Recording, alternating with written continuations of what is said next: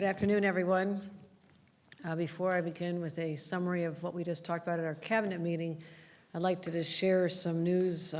Washington never ceases to amaze us, but we just learned in the last hour that Justice Clarence Thomas, yes, the one and only, granted a request for an emergency conference in a case that is designed to dismantle New York's Concealed Carry Improvement Act. You're aware of why we had to, first of all, pass such legislation, because after being on the books about 108 years, a law that had protected New Yorkers, allowed a governor to protect her citizens from having lawlessness, for having people carrying guns concealed, in grocery stores and on subways and in Times Square and in parks across our state. When that was struck down by the Supreme Court, we sprung an action. We passed another law, the Concealed Carry Improvement Act, in order to meet the dictates of the Supreme Court. In our opinion, it passed muster. It was effective. And of course, because it works, it was challenged in court. So we had a reprieve a short time ago with Justice Sotomayor, but the next step is that Clarence Thomas has moved for an emergency conference to try and dismantle this. They are dead set on placating their NRA donors and supporters, and we are the ones left to clean it up. We are working really hard to ensure that New Yorkers are safe, what we talk about all day long, the safety of New Yorkers in our streets, in our public places, and in our homes. And we don't want a situation where there's an incident, tempers flare, tensions rise, and instead of just a shove or an angry word, someone happens to have a concealed weapon on them. That is not the New York we envision, not the New York we want, and not the New York that we will stop fighting for. I called a special session. We have laws on the books. They've tried a few times, but we expect this to continue to the U.S. Court of Appeals, the Second Circuit. But in the meantime, everyone should know that the current law remains in effect. But we are ready for any other efforts to thwart our efforts, states' responsibilities to protect our citizens. So that's what we're focused on. I will not allow their recklessness to affect the safety of New Yorkers, full stop. And we believe that our law is constitutional, and we'll stand by it. So as long as we're talking about Washington, God, I'm glad I'm not there anymore. We're facing now, our doomsday clock was launched yesterday. We are now down to 4 days before possible shutdown, or a Saturday night. So what can I say? Republicans in Washington are reckless. Their words have an impact. We have an economy that is still not fully back from the pandemic. It's not positive news when the markets and the rest of the world and investors and everyday people hear that they have individuals representing our nation in Washington who are willing to bring us to the brink once again and literally jump off the cliff. So there's over 51,000 federal employees in the state of New York. It'll jeopardize assistance for 7 million vulnerable women and children, including right in our own state, almost 500,000. That's just one example of what we expect to happen, and inspections that won't occur. And we don't expect that they're going to shut down DHS, but we're trying hard to get migrants a chance to work now. If the Department of Labor is not fully functioning, and the coordination that's required from different agencies isn't functioning, it's going to have an effect.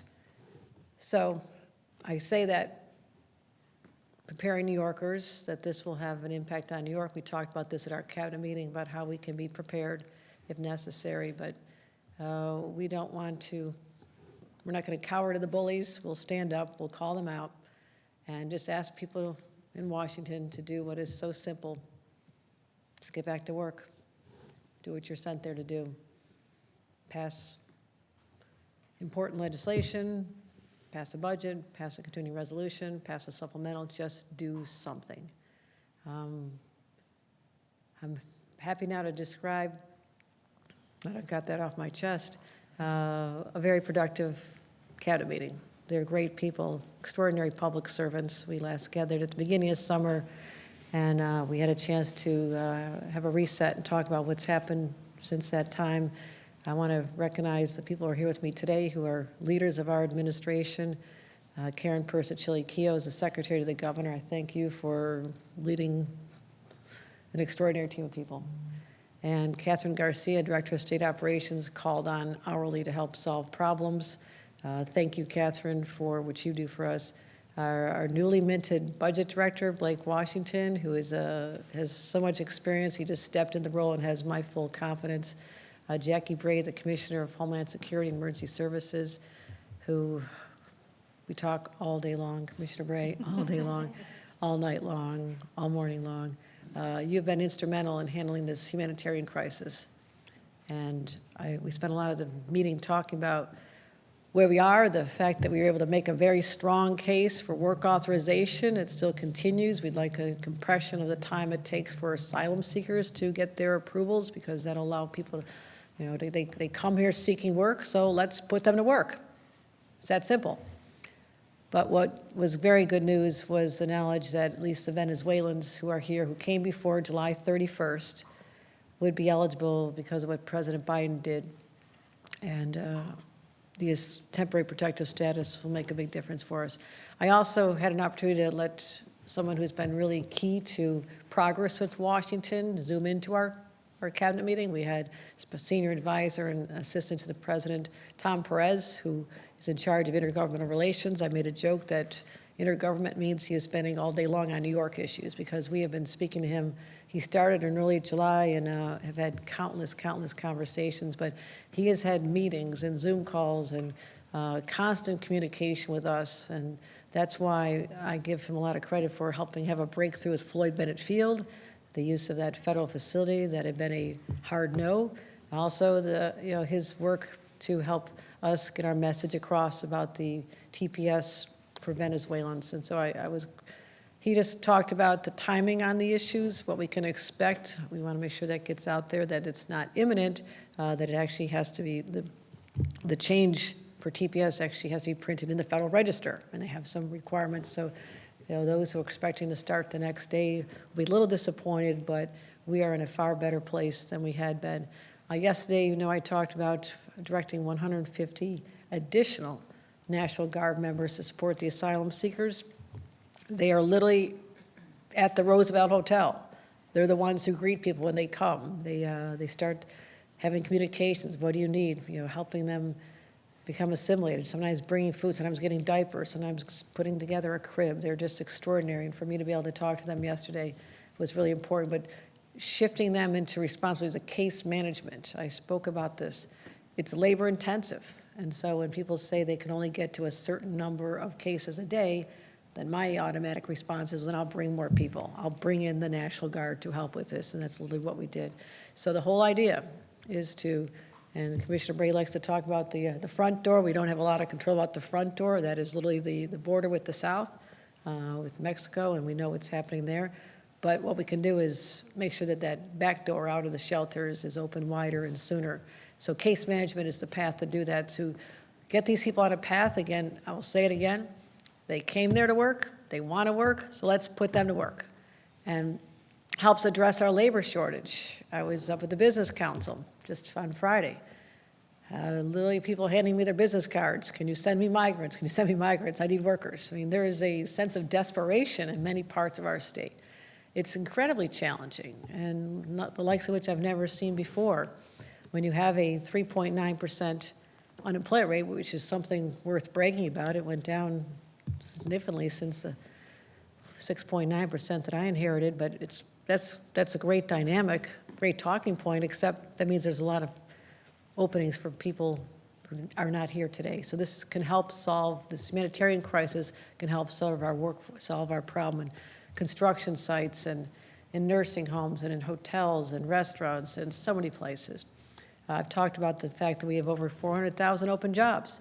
Now, for example, the Venezuelans, they're not all just qualified to work on farms. Venezuela was a very prosperous country. There are individuals who have skills, technology skills and nursing skills and construction skills and doctors and scientists, they all had to leave. And so we want to make sure we match them with their skills to the jobs that we have open. So we're close to launching the DOL-run portal, which we'll be talking about probably in another week or so of all the details on that. But that'll be in place prior to such time as the Venezuelans who are eligible are able to work. And so we also spend a lot of time on that. I have over 17 agencies right now where we are deploying personnel, leadership on down to people just helping us with call centers. We have to call through these individuals, find out who's eligible. We have to get everybody's cell phones, and there's a lot involved, but I really was grateful to my team for all the work they do. We also talked about the fiscal situation heading into the next budget cycle. That's been, of course, impacted by the humanitarian crisis. As many of you reported, our new budget director, Blake Washington, sent a letter to agencies last night basically saying, hold the line, hold the line. And we have to remind everyone, that's after 2 solid years of record spending levels to make up for, some cases, decades of disinvestment, unprecedented funding because we needed to do that to improve the lives of New Yorkers. Areas where we had not properly funded before, like our SUNY system, foundation aid, a 20-year battle to make sure that communities that really needed it got the resources they need for education, and countless other areas. Our capital plan to make sure we have capitalize on the fact that we have more money coming out of Washington, but we have to have our state dollars to support it. So we have had record spending levels, which was to make up for lost time, lost investment. But they knew then, and reinforcing now, that that is not the path we can continue on. That was a couple of years of making up, and now we have to stabilize and be realistic. And so we are still investing more than any administration in history, but we have to be smart about our investments and not let the assumption be that we can always continue at that pace. Because I'll always make sure that we have enough in a rainy day fund. The reserves I set aside have taken us from about 4% of reserves to about 16%. That makes me feel more comfortable because you don't anticipate whether we're going to get slammed with a serious hurricane that takes down our energy grid, where we have to come up with billions of dollars on our own, or even a migrant crisis. No one could have foreseen this either. So you have to be ready. And I've always long believed that we have to be prepared for any circumstances. And at the same time, we have to show our compassion to people. We're never going to compromise our values, never, ever. We're proud of the Statue of Liberty. We've referred to a lot, but reflect on what that means. Reflect on the fact that likely many of your family members, parents, grandparents, great-grandparents saw that statue when they steamed into this harbor in search of the same thing that the migrants are looking for today, and that is the dignity of a job. We put them to work. We achieve that for them, we can maintain our values, and we also solve a crisis here in New York. That is the opportunity that lies before us.